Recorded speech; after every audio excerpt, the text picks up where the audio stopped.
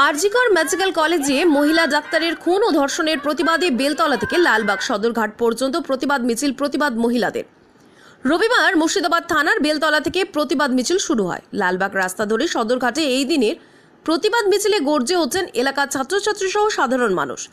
প্রত্যেকের স্লোগানে উঠে হলো দোষীদের শাস্তির দাবি। স্লোগানে মহিলারা দাবি তোলেন, পুলিশ তুমি চিন্তা করো, তোমার মেয়েও হচ্ছে বড়। এছাড়াও স্লোগান দেওয়া হয়, তোমার আমার একটাই স্বর, জাস্টিস ফর আরজিকর। আগস্ট মাসে অকাল বোধন, এবার হবে অসুর নিধন। এছাড়াও একাধিক স্লোগান দেওয়া হয় এই প্রতিবাদ মিছিলে। পাশাপাশি নবগ্রামের বুন্দাইজাঙ্গা গ্রামের খুদে পড়ুয়ারাও প্রতিবাদ মিছিলে সামিল হন। আরজিকরের ঘটনাকে ঘিরে গ্রামের রাস্তায় পায়ে হেঁচে মিছিল করে প্রতিবাদ জানায় তারা। খুদে পড়ুয়াদের এমন প্রতিবাদী মিছিল দেখে উৎসাহ দিয়েছেন বড়রাও। মুর্শিদাবাদ থেকে অনুশ্রী মণ্ডলের রিপোর্ট, এমএসডি অনলাইন। এখানে এত লোক জমায়েত হয়েছে জন্য সত্যি আমরা ভীষণ গর্বিত যে আমাদের বিবেক এখনও শেষ হয়ে যায়নি, আমাদের বিবেক এখনও গ্রামবাসীদের মধ্যে আছে। এবং ঘটে যাওয়া যে দুর্ঘটনা আমাদের নারীর সঙ্গে হয়েছে বা অভয়ের সঙ্গে হয়েছে, সেটার প্রতিবাদেই আজ আমরা এই মিছিলে আয়োজন করেছি এবং সবাই এখানে উপস্থিত হয়েছি। এই লড়াই আমার একার নয়, এই লড়াই প্রত্যেকটা নারী সুরক্ষার লড়াই, নারী নিরাপত্তার লড়াই, নারী সুরক্ষার দাবির জন্য লড়াই।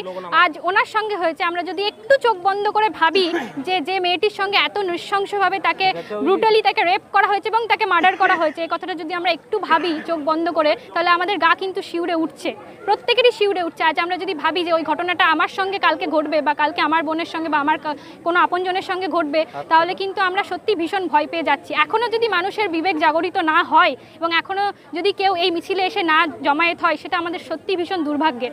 তবু আমরা আজ এখানে এত স্বতঃস্ফূর্তভাবে প্রত্যেকটা মানুষ এসেছে, এর জন্য আমরা সকলের তরফ থেকে সকলকে অনেক রকম অভিনন্দন জানাচ্ছি অনেকভাবে।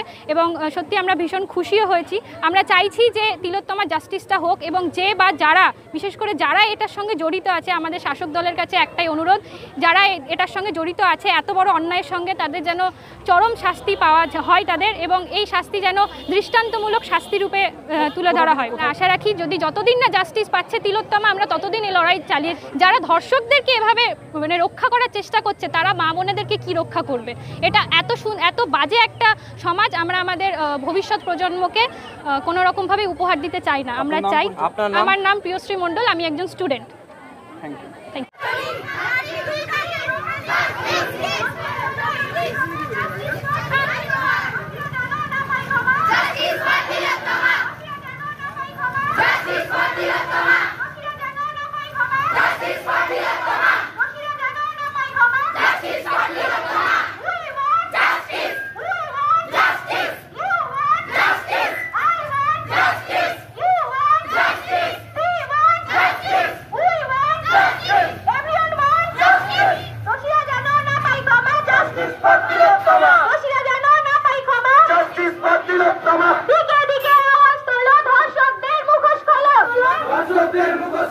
দিকে দিকে আওয়াজ তোলো, ধর্ষকদের মুখোশ খোলো।